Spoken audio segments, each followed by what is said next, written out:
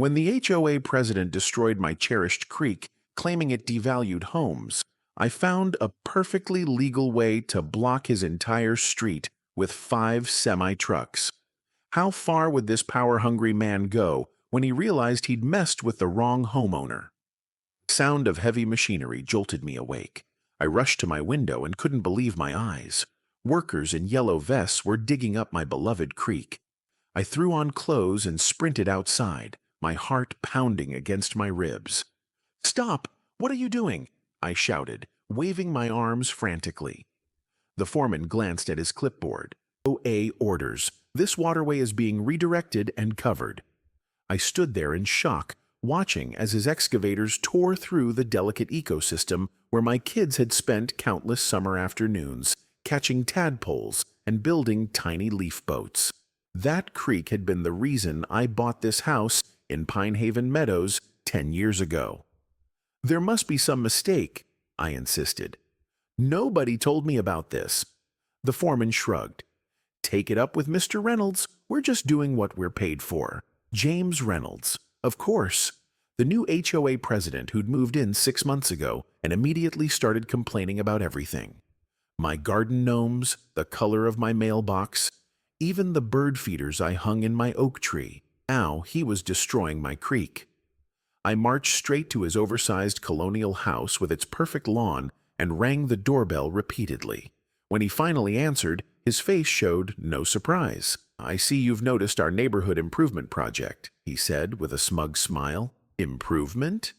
You're destroying a natural habitat." My voice shook with anger. Why wasn't I notified? Reynolds straightened his golf polo. The notice was in last month's HOA newsletter. Page 4, I believe.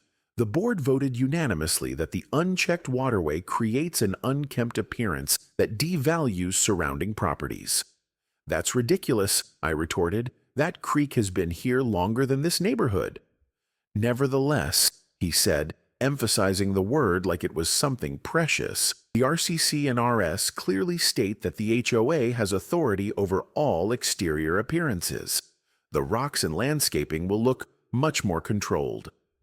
I spent the entire day making frantic calls to other board members, to the county environmental office, even to a lawyer friend. No one could help immediately. By sunset, my beautiful creek had been partially diverted through ugly concrete channels and covered with decorative stone, where it passed behind the homes of Reynolds and his friends on the board. That night, I couldn't sleep. I kept thinking about the countless times my daughter Emma had squealed with delight, finding a colorful crawfish, or how my son Tyler had learned to skip stones on the wider bends. The creek wasn't just water. It was our family's memories. The next morning, I drove to the county records office as soon as it opened. I needed to understand the property lines, the HOA's actual authority, anything that might help me fight back. The clerk, an older woman named Doris, seemed sympathetic to my situation. "HOAs think they're little kingdoms," she muttered, helping me access digital maps of our subdivision. "But they don't always know the whole story." For hours, I pored over property records, plat maps, and the original development plans for Pinehaven Meadows. Most of it confirmed what Reynolds had said. The HOA did have broad authority over exterior appearances. But then, I found something interesting in the emergency access easements. "Doris, what does this notation mean?" I pointed to a line on the map. She adjusted her glasses. "That's interesting. According to this, the emergency access road that runs behind the eastern lots wasn't fully dedicated to the township. Parts of it belonged to the adjoining lot owners." My pulse quickened. "So, the road behind my house partially belongs to me?" She nodded. "It's an easement, so you can't block emergency vehicles. But otherwise, it's your property to the center line." I thanked her profusely and left with copies of everything. As I drove home, an idea began forming. That emergency access road was rarely used for its intended purpose. But Reynolds and his board allies all lived on that street and used it as their primary entrance, a private shortcut that saved them from driving around the main neighborhood loop. I called my cousin Derek, who owned a small trucking company. "Hey, "How badly do you need garage space for your semis this week?" I asked. "Why? What are you planning?" He sounded suspicious but interested. "A lesson in property rights," I replied. "How many trucks can you spare for a few days?" Derek laughed. "For you, after that time you helped me move on Christmas Eve? I've got 5 rigs between hauls right now." "Perfect," I said, making arrangements for early the next morning. That evening, I carefully measured my property line along the emergency access road, marking exactly where I could legally park vehicles without blocking actual emergency access. That night, I slept better than I had in days. I didn't know if my plan would get my creek restored, but at least Reynolds would understand what it felt like to have someone mess with your daily life. As dawn broke, I met Derek and his drivers at the neighborhood entrance. They followed me to the access road, where I directed them to park 5 massive semi-trucks in a staggered formation. Each truck was legally parked on my portion of the easement, leaving just enough room for a single car to slowly weave through, technically accessible for emergency vehicles, but a major headache for regular traffic. I was making coffee when my phone rang. Reynolds' name flashed on the screen. "What the hell do you think you're doing?" he shouted, not even waiting for me to say hello. "Exercising my property rights," I replied calmly. "According to county records, I own part of that access road. I'm simply allowing my cousin to park his commercial vehicles on my property." "This is clearly retaliation," he fumed. "I can't even get my car out without scratching it." "I'm sorry to hear that," I said. "Perhaps you could use the main neighborhood entrance like everyone else. I believe the notice about this parking arrangement was on page 4 of my personal newsletter. Did you not receive it?" The silence that followed was deeply satisfying. "This isn't over," he finally said, his voice cold. "The board will take action. I look forward to discussing it," I replied before hanging up. Within an hour, my doorbell was ringing nonstop as angry neighbors demanded I move the trucks. I politely explained the situation to each one, showing them the property records and reminding them how I'd received no warning before my creek was destroyed. Some stormed off, but a few actually listened, especially when I mentioned that the creek was protected under county watershed regulations. By noon, Reynolds had called an emergency HOA meeting for that evening. Phase 1 of my plan was working perfectly. Now, I needed to prepare for Phase 2. What would happen when I walked into that meeting room and faced the entire angry board? Would my property records be enough, or had I just started a neighborhood war I couldn't win? The community center buzzed with angry voices as I walked in for the emergency HOA meeting. Reynolds had clearly rallied his supporters. Nearly 50 residents packed the room, many shooting daggers at me with their eyes.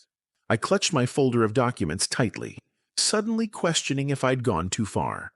"There he is!" someone shouted. "The man blocking our road." Reynolds stood at the front, his face a mask of righteous indignation. The gavel banged loudly, calling for order. "This emergency meeting will come to order," Reynolds announced. "We're here to address a serious violation of community standards and good faith neighborly conduct." I took a seat in the back row, trying to ignore the whispers around me.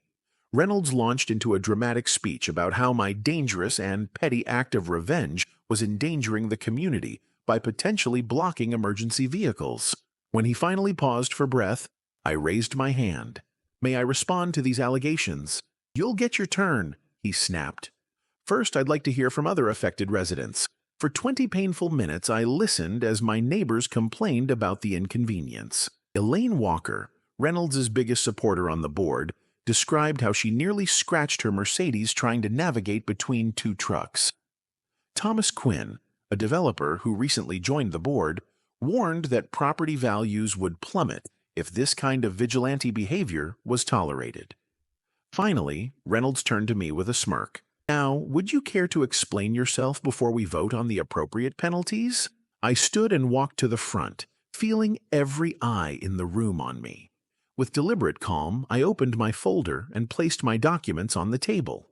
3 days ago, without any meaningful notice to me, the HOA destroyed a natural waterway on my property that's been there for generations. My children grew up playing in that creek. It was a sanctuary for local wildlife, and it was eliminated because Mr. Reynolds decided it looked unkempt. I turned to face the room. How many of you received actual notice that the creek was being removed? A real notice, not a buried mention in a newsletter nobody reads. A few people shifted uncomfortably, but no hands went up. I went to the county records office and discovered something interesting, I continued, sliding the property maps across the table. The emergency access road that runs behind our houses isn't fully HOA property. Each homeowner owns the portion behind their lot to the center line. I'm simply exercising my property rights by allowing vehicles to park there, just as the HOA exercised its perceived rights on my creek. Reynolds's face darkened. This is clearly retaliatory, I interrupted, pulling out another document. I contacted the county environmental office. That creek is part of a protected watershed. Its diversion without proper permits is actually illegal. A murmur ran through the crowd. This was news to many of them. That's preposterous, Reynolds sputtered. The board reviewed all necessary regulations. From the middle of the room, someone stood up. I recognized Trevor Mitchell, a retired environmental engineer who kept to himself. I'd barely spoken to him in the 5 years he'd lived here. Actually, Trevor said, he's right. I've been documenting the creek's wildlife for years as part of a county biodiversity study. What the HOA did violated at least 3 environmental protections. Reynolds looked stunned. Why wasn't the board informed of this study? I sent a detailed letter when you proposed beautification 6 months ago, Trevor replied. It was dismissed without discussion. The mood in the room was shifting. I could feel it. People were glancing at each other, at Reynolds, at me. Elaine Walker recovered first. This doesn't change the fact that those trucks are a hazard and an eyesore. We need to vote to have them removed immediately and fine this troublemaker. Before you vote, I said calmly, you should know I've already filed a formal complaint with County Environmental Services. They're sending inspectors tomorrow morning. The fines for unauthorized watershed disruption start at $10,000 per day. A shocked silence fell over the room. Reynolds's face had gone from red to white. Who will pay those fines? Someone asked nervously. The HOA, I replied, meaning all of us through special assessments. Unless, of course, we could reach a more reasonable solution. Reynolds found his voice. This is blackmail. This is negotiation, I corrected. The trucks will be moved as soon as a plan is approved to restore my creek to its natural state, and going forward, any major changes affecting individual properties will require direct notification and consent from the homeowners involved. For a moment, nobody spoke. Then, Trevor Mitchell stepped forward. I move that we create an environmental review committee to develop a creek restoration plan, effective immediately. I second, called another voice, Mrs. Abernathy, whose grandchildren often played in the creek when visiting. Reynolds looked around desperately, but he was losing control of the room. More residents were nodding, talking amongst themselves. Fine, he finally said through gritted teeth. We'll form a committee, but those trucks need to be moved now, not after some lengthy review process. 3 days, I countered. The same amount of time I had to watch my creek being destroyed. The committee presents a preliminary plan in 3 days. The trucks move, and then we work together on proper implementation. Before Reynolds could object, I sat back down. Trevor called for a vote. The majority raised their hands in favor of my proposal. As the meeting broke up, people approached me with mixed reactions. Some were supportive, others still angry, but resigned.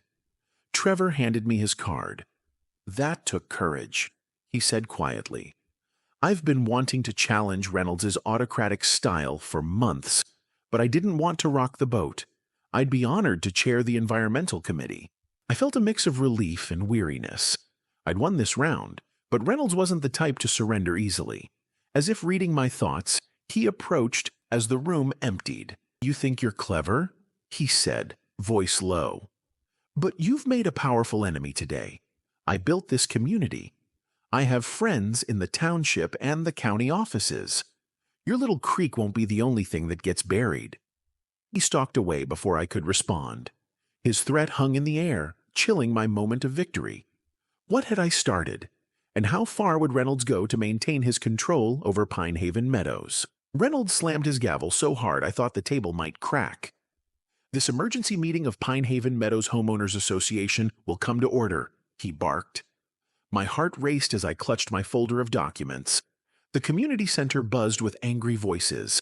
Most neighbors had never attended an HOA meeting before, but my semi-trucks had certainly gotten their attention. People stood against walls and sat cross-legged on the floor since all 30 chairs were taken. "Before we begin," Reynolds said through gritted teeth, "I want to address the outrageous situation blocking our emergency access road. 5 commercial vehicles have made it nearly impossible for residents to reach their homes." Elaine Walker shot to her feet, her designer scarf fluttering. "My daughter was late to her dance recital. We had to walk 4 blocks in the rain because we couldn't get our car out." Her finger jabbed the air in my direction. "This is harassment, plain and simple." Murmurs of agreement rippled through the crowd. I took a deep breath, staying seated while scanning the room. Many faces showed anger, but others looked curious. Reynolds pointed at me. "You have 1 minute to explain yourself before we vote on emergency removal measures and appropriate fines." I stood slowly and walked to the front with my folder. "Thank you for the opportunity to speak," I said, my voice steadier than I expected. "I understand everyone's frustration. I felt the same way last week when crews showed up without warning to destroy the creek on my property." "That was a board-approved beautification project," Reynolds interrupted. "Actually," I said, spreading my documents on the table, "I've brought copies of my property deed, survey maps, and the county waterway protection statutes." I handed stacks of papers to people in the front row to pass around. "The creek that was filled in isn't just on my land. It's a protected natural waterway. No permits were filed with the environmental office." Reynolds's face flushed red. "That's irrelevant to your trucks blocking." "As for the trucks," I continued calmly, sliding more papers across the table, "they're parked on a section of the access road that, according to township records, falls partially on my property line. I've highlighted the relevant sections. They're legally parked with proper permits." A tall woman in the back whistled. Someone else muttered, "Wow, they really picked the wrong person to mess with." Reynolds snatched the papers. "This doesn't give you the right to block an emergency access route." "Actually," came a new voice from the back, "according to Pine Haven bylaws, emergency access must be maintained at a minimum width of 12 feet. People turned to see Trevor Mitchell walking toward the front. Trevor had lived in Pine Haven for 15 years, but rarely spoke at meetings.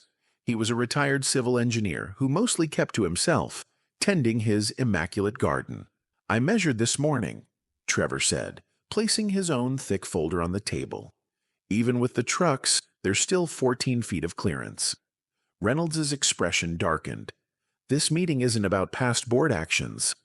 "Perhaps it should be," Trevor replied, flipping his folder open. "Especially the illegal diversion of a protected waterway without environmental permits. That carries potential criminal penalties under state law." The room erupted.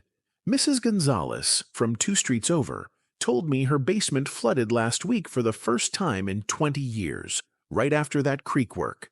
My well water turned brown too." I called someone else. Reynolds banged his gavel repeatedly. "Order! This is absurd!" Elaine rushed to his defense.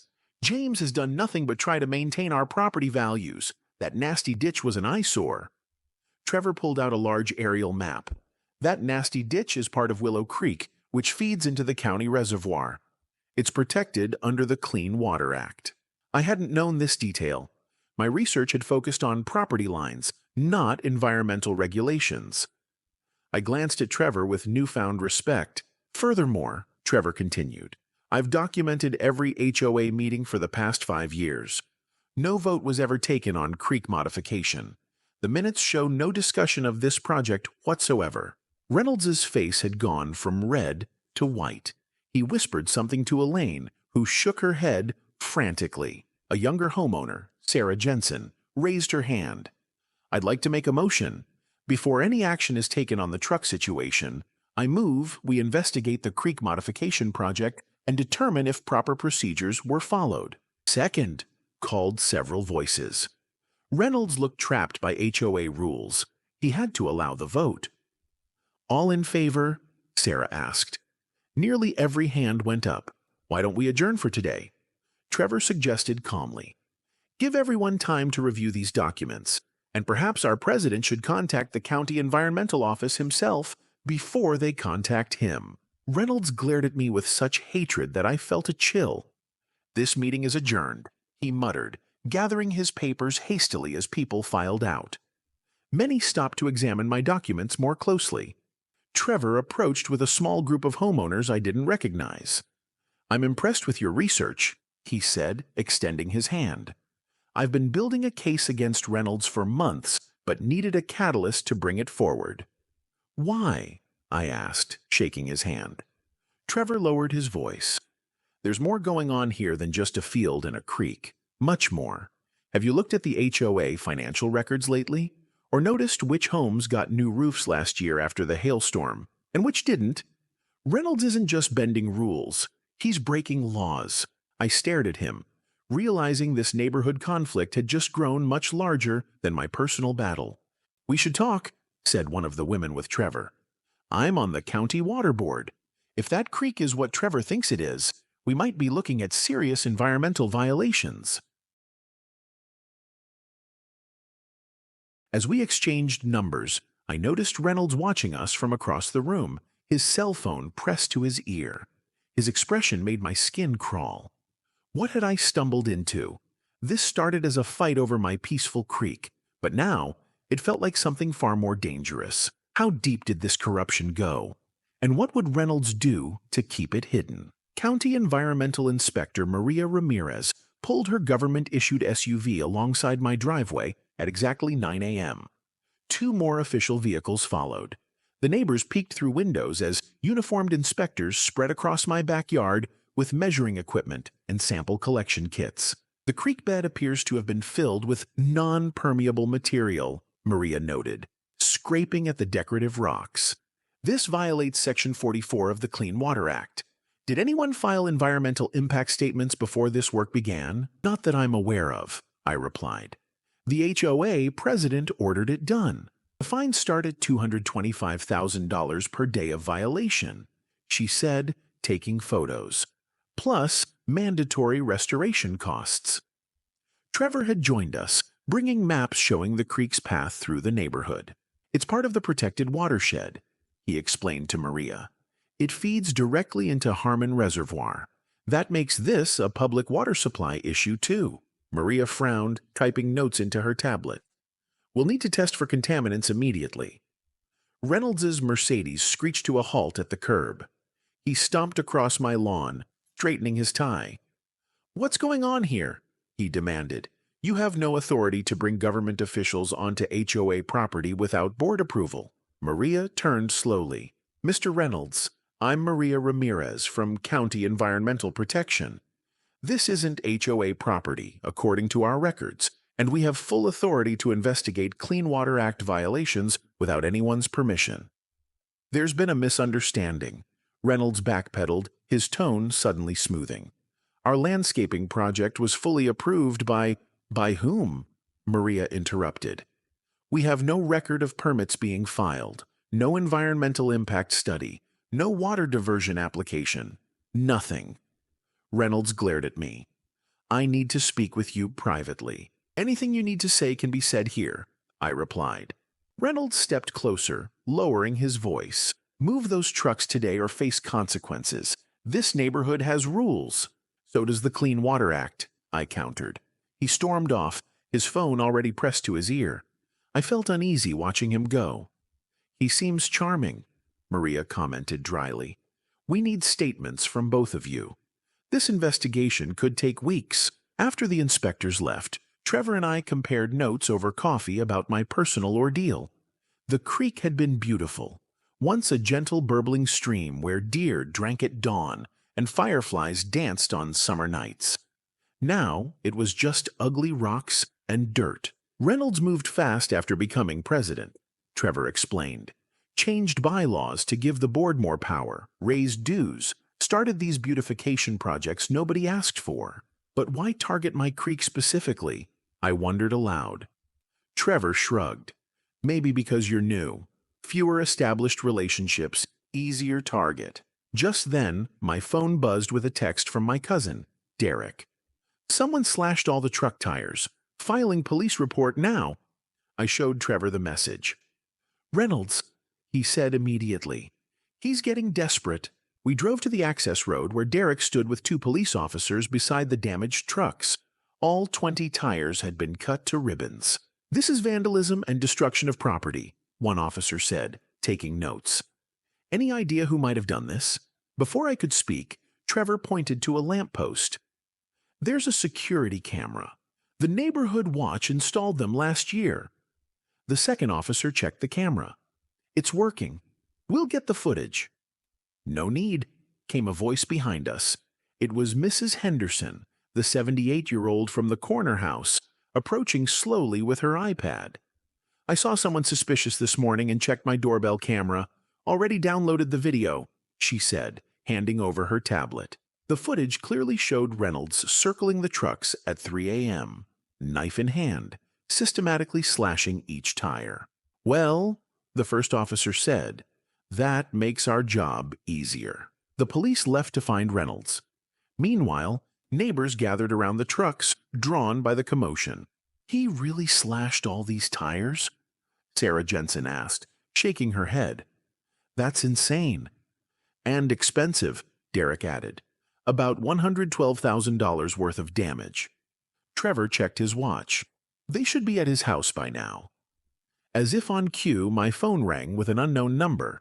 I answered cautiously. This is Officer Patel with Pine Haven Police. Are you the homeowner who filed the vandalism report on Oka Drive? Yes, I confirmed. You may want to come to the station. There's been a development. Trevor drove me to the police station, where Officer Patel met us in the lobby. We went to arrest Mr. Reynolds for the vandalism, he explained. But when we arrived, he was shredding documents. Lots of documents, HOA records. Trevor guessed, financial records? Officer Patel nodded. When we questioned him, his story kept changing. We obtained a warrant to search the rest of his home and found something interesting. He led us to a conference room where financial ledgers and folders covered the table. These appear to be HOA financial records, Officer Patel explained, but they don't match the official records filed with the county. There are 2 sets of books. Trevor picked up a ledger and flipped through the pages. His eyebrows shot up. These show over $300,000 in maintenance contracts paid to a company called R&W Enterprises. That's not in the official HOA records. Officer Patel nodded.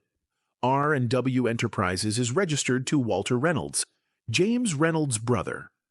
My mind reeled. He's been embezzling HOA funds. Appears that way, Officer Patel replied. And there's more. We found environmental study documents for your creek. They clearly state it's a protected waterway that can't be modified without permits. Reynolds had this information before ordering the work done. Why would he deliberately violate environmental laws? I wondered aloud. Trevor was still examining the documents. Look at this, he said, pointing to a map. The area where your creek flows connects to a 10-acre parcel outside our neighborhood. It's marked for future development. Officer Patel leaned closer. Reynolds' wife works for Sierra Development Corporation. They've been trying to build luxury condos there for years, but water access has been a problem.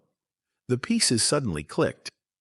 So, by diverting my creek, he was helping clear the way for his wife's company's development project, and possibly getting kickbacks, I asked. Trevor nodded. These maintenance contracts to his brother's company could be how they're laundering the money. At that moment, a female officer entered the room. Sir, Reynolds is asking for a lawyer, and Mrs. Reynolds just arrived. She's demanding to know what's happening. Catherine Reynolds, always perfectly dressed and composed, stood in the doorway. But now she looked anything but perfect. Her mascara streaked down her face, her designer blouse half untucked. What has James done? She whispered, staring at the financial records spread across the table. Officer Patel gestured to a chair. "Mrs. Reynolds, we have some questions about Sierra Development and their interest in the Pine Haven watershed." Catherine's face crumpled.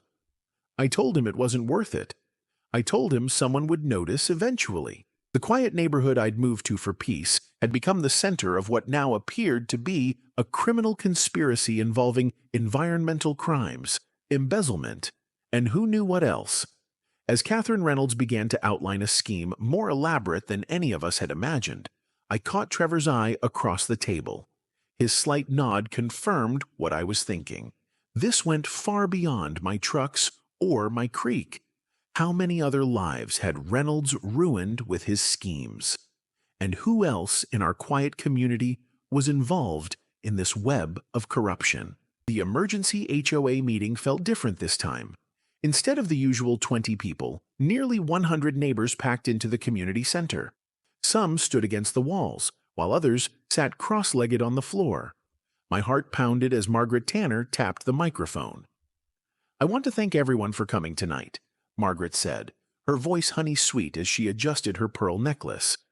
"With James Reynolds temporarily stepping aside due to his personal issues, I'll be serving as your acting HOA president." Whispers rippled through the crowd. Reynolds' arrest for vandalism and the discovery of financial irregularities had shocked our quiet community.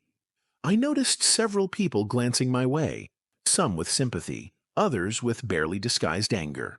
"Our first priority must be healing this community," Margaret continued, pausing to make eye contact with different sections of the audience. "Pine Haven Meadows has always been a premium neighborhood with excellent property values. We need to maintain our standards." I tensed, sensing what was coming next. Starting with removing those eyesore trucks blocking our emergency access road and addressing unauthorized landscaping modifications. Her gaze locked on me. "The board will enforce all covenant violations equally." The crowd erupted in applause. My stomach dropped as I realized that while Reynolds might be gone, his policies lived on. "The creek destruction was illegal," I called out, rising to my feet. "They diverted a natural waterway without permits." Margaret's smile never wavered. "We're looking into all proper procedures. Meanwhile, those trucks need to move within 48 hours, or we will have them towed at the owner's expense." People nodded. I felt completely alone until someone touched my shoulder. "May I?" Trevor Mitchell asked quietly, gesturing toward the microphone. I nodded, grateful for any support. "I've lived here 7 years and never spoke at meetings before. I regret that now."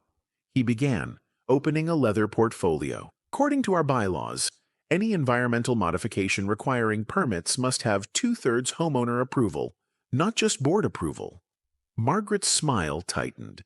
"That's not how we interpret it. It's exactly what Section 12, Paragraph 8 states." Trevor interrupted, holding up the document. "I've contacted 3 homeowners who had similar water features filled in last year. We're forming a creek restoration group." 3 people stood up around the room. Sophia Patel, David Wilson, and elderly Mrs. Abernathy from the corner lot.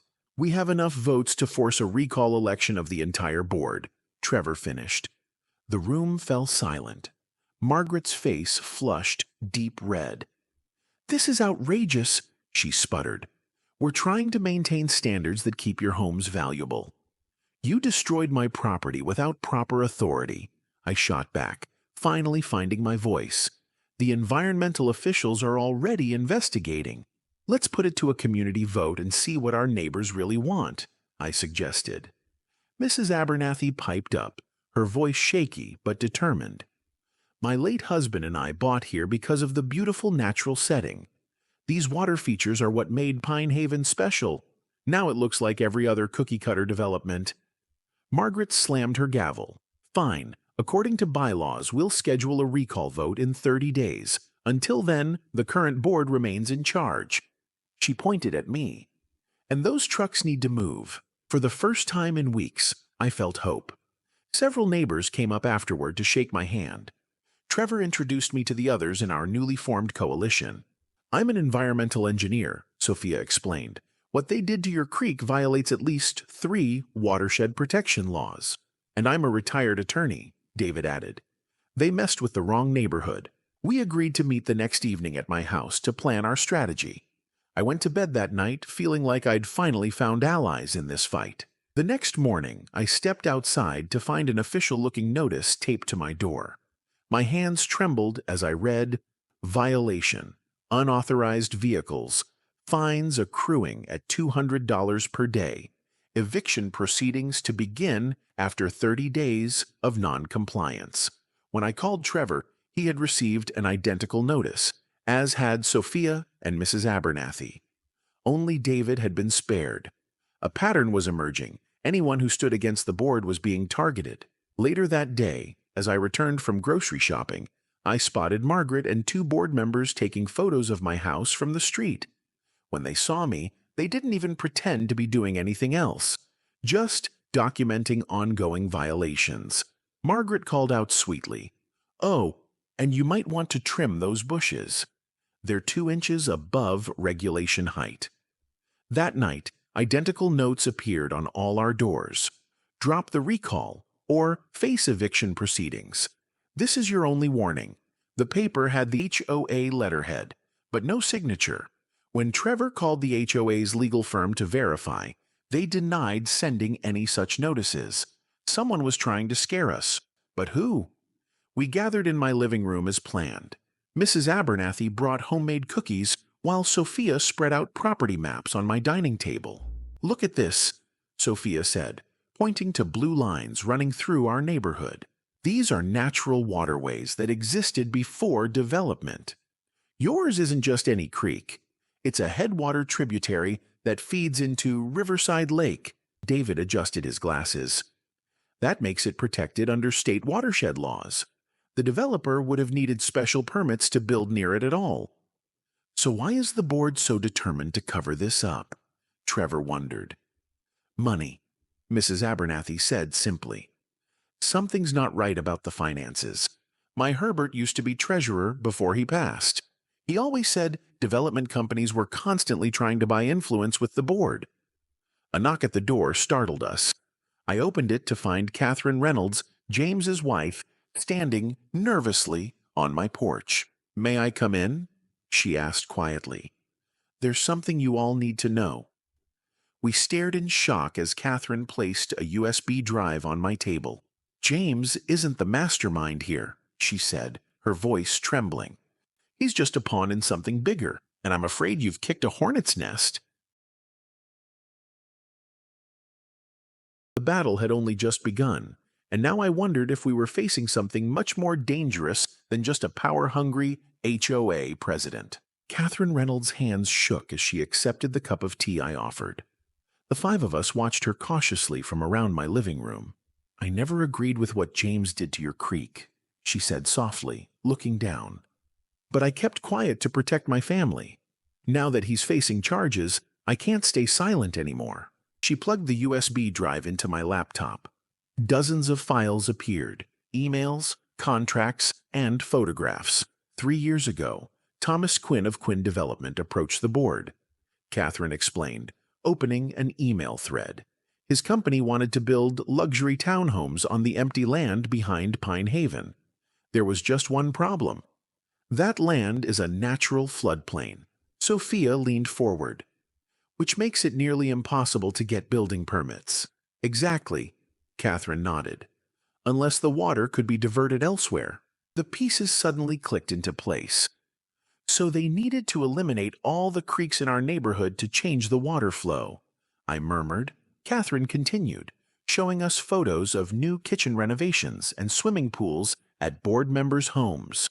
Free improvements worth thousands of dollars. Quinn offered James and the other board members premium home upgrades in exchange for their help. Trevor whistled. "That's straight-up bribery. Did you notice who got targeted first?" Catherine asked, her voice tinged with bitterness. "Homes along the natural drainage paths. Yours was one of the last remaining creeks," Mrs. Abernathy gasped. "Mine was the first to go. They said it was attracting mosquitoes, but I never had that problem for 15 years. David spoke up grimly. Because this was never about property values. It was about manipulating water flow to get building permits. I pulled out township maps I'd found at the county records office earlier that week. Look here. My creek isn't just any waterway. It's part of a protected watershed that supplies drinking water to 3 counties. Catherine, Quinn knows that. That's why they're desperate to finish covering it up before environmental officials catch on. Once it's done, it's harder to prove what was there. So what happens if they succeed? Trevor asked, his voice full of dread. Sophia's expression darkened. They build on a floodplain, make millions selling townhomes. Then, when the inevitable flooding happens, those homeowners suffer, while Quinn has already pocketed the profit. And our neighborhood could face serious drainage issues, I added. No wonder they're fighting so hard against us. Catherine pulled out one more document. The recall election is just the beginning. If you win, Quinn will lose millions. She pointed to the screen. I found this draft lawsuit on James's computer. They're prepared to sue each of you personally if you continue. The room fell silent as we absorbed the threat. David broke the tension with a short laugh. Let them try. I've been a lawyer for 40 years. I welcome that fight. We need to take this public, Trevor suggested. The local news would love this story, and I can get the Environmental Protection Office involved, Sophia added. With this evidence, they'll have to act. Mrs. Abernathy squeezed Catherine's hand. Thank you for your bravery, dear. It couldn't have been easy to turn against your husband. Catherine wiped away a tear. James wasn't always like this. Money and power changed him. I've already filed for divorce. The next morning, I called local reporter Diane Fleming, who had covered environmental stories in the past. She arrived within hours. Camera crew in tow. HOA allegedly accepting bribes to damage protected watershed. That's quite a headline, she said, reviewing our evidence. The story aired that evening, and by morning, my phone wouldn't stop ringing. Neighbors I'd never spoken to called offering support. Environmental groups pledged legal assistance, and the county commissioner's office promised an immediate investigation. Margaret Tanner appeared at my door unannounced, her usual composure completely gone. What have you done? She hissed. Quinn Development is threatening to sue all of us. They say we guaranteed them those permits. You made illegal promises you couldn't keep, I replied calmly. You don't understand what you're messing with, Margaret said, her voice cracking with genuine fear. These people aren't just developers. They have connections, political influence. Before I could respond, a black SUV pulled up. Thomas Quinn himself stepped out, a tall man in an expensive suit with a smile that never reached his eyes. So, this is the troublemaker, he said, looking me up and down. There's nothing to discuss, I answered, noticing several neighbors stepping out of their homes, watching the confrontation. You tried to destroy a protected watershed for profit.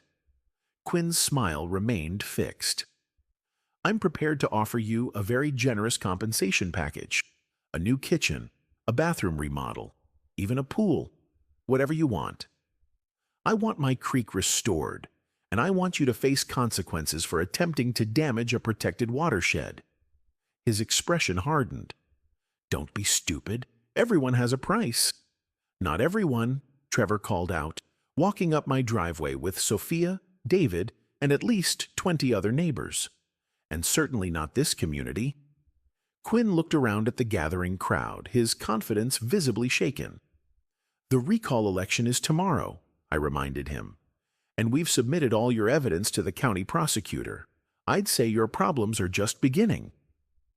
That night, an emergency town hall meeting was called. Nearly every homeowner attended. Catherine stood before them all and revealed everything. The bribes, the environmental damage, the backroom deals. I was complicit through my silence, she admitted. But I can't stand by anymore while this company threatens our neighborhood and watershed. Thomas Quinn arrived with 3 attorneys, trying to intimidate us into silence. But something remarkable happened instead.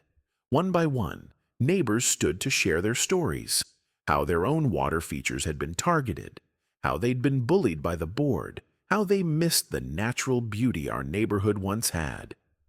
Quinn tried to speak but was drowned out by boos. His attorneys whispered urgently in his ear as he scanned the hostile room. Without another word, they retreated through the side door. As the meeting ended, Margaret approached me with several other board members.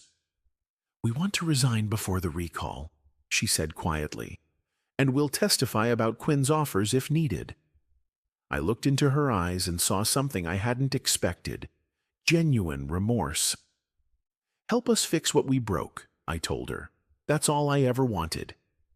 Tomorrow's election would decide the future of our neighborhood, but tonight, as I watched neighbors excitedly discuss creek restoration plans, I already felt like we had won something precious. Our community had finally come together. The question now was whether Quinn Development would accept defeat gracefully, or if their promised retaliation was still to come. Voting day arrived with a buzz I hadn't felt in our neighborhood for years. Folks lined up outside the community center before the doors even opened. Neighbors who had never spoken to each other were now deep in conversation about watershed protection and property rights. "Never thought I'd see you here, Carol," I said to an elderly woman who rarely left her house. "When those trucks showed up, I started paying attention," she replied with a wink. "Nobody messes with our water." Inside the crowded room, tension hung heavy. Reynolds sat in the corner, arms crossed, whispering to his few remaining allies. Trevor stood confidently at the podium, explaining his vision for a more transparent HOA. When he invited me up to speak about the creek restoration plan, Reynolds jumped to his feet. "This man illegally blocked our road. He should be arrested, not elected," he shouted, pointing at me. The room went silent. I took a deep breath. The creek that was destroyed, without proper permits, has been on my family's property for generations. My grandchildren were supposed to play there, just like my children did. "What would you have done if someone took something precious from you?" I asked the crowd. Catherine Reynolds, sitting away from her husband, nodded slightly. The voting began. People marked their ballots in small booths we had set up. I caught Reynolds watching me, his eyes narrow with hatred. For a moment, I wondered if this fight had been worth it. The stress, the threats, the division in our once peaceful neighborhood. 2 hours later, the results were announced. Trevor would be president, with me as the environmental committee chair. Reynolds stormed out, slamming the door behind him. The victory felt hollow amid so much bitterness. "First order of business," Trevor announced, "filing formal charges against Quinn Development for environmental violations and restoring the creek." The room erupted in applause. That night, I couldn't sleep. Around 2 a.m., my security system alerted me to movement in my yard. Through the window, I spotted a dark figure near my garage. I called the police, then cautiously went to investigate. It was Reynolds, spray paint can in hand, writing the word "traitor" across my garage door. When police arrived, they found more than just vandalism supplies in his car. There were printouts of everyone who had opposed him, with detailed notes about violations he planned to use against them. News of Reynolds' arrest spread quickly. The local paper ran the headline, "HOA President Arrested, Corruption and Vandalism in Pine Haven Meadows." Quinn Development issued a statement denying any wrongdoing, but anonymous sources within the company began leaking emails that suggested otherwise. The trucks moved out the next day, but not before delivering materials for our creek restoration project. Over the next few months, the transformation was remarkable. Not just of the land, but of the people. Former enemies worked side by side. The creek began to flow again, clearer and stronger than before. Wildlife returned. First insects, then frogs, eventually birds that hadn't been seen in years.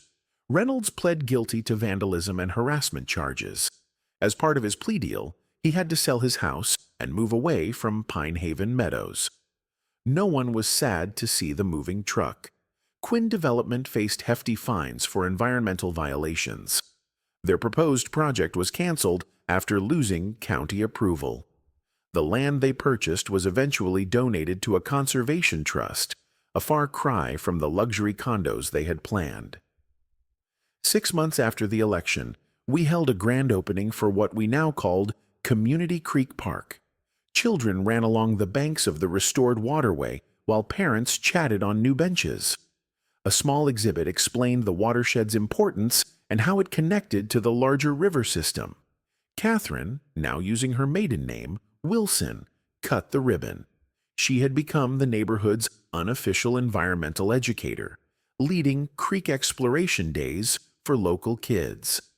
"Looking at all this," she said, gesturing to the thriving green space, "it's hard to believe James wanted to bury it under rocks and mulch." Trevor approached with a group of visitors, county officials interested in using our restoration project as a model for other communities. "Your trucks caused quite a stir," one commissioner told me, "but sometimes people need a wake-up call." As the celebration continued, I wandered down to a quiet spot by the creek. The water burbled over stones, creating that peaceful sound I had missed so badly.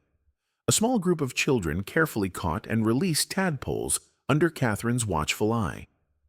"My grandpa says you saved the creek," a little boy said, looking up at me with curious eyes. "We all saved it," I replied. "Sometimes you have to stand up for what matters." That evening, as the party wound down, I sat with Trevor and Catherine on a bench overlooking the water. "Did you ever imagine it would turn out like this?" Trevor asked. I shook my head. "I was just angry about my creek. I never thought about starting a movement." "That's how change happens," Catherine said softly. "One person gets pushed too far and stands their ground." As neighbors called their goodbyes, walking home along paths that now connected our properties instead of dividing them, I realized something had profoundly shifted. My small act of rebellion had sparked something greater. The next morning, I woke to the sound of water flowing and birds singing. For the first time in months, I felt completely at peace. Hope you enjoyed this story. If you'd like to hear more, don't forget to like this video and subscribe to our channel. See you in the next one.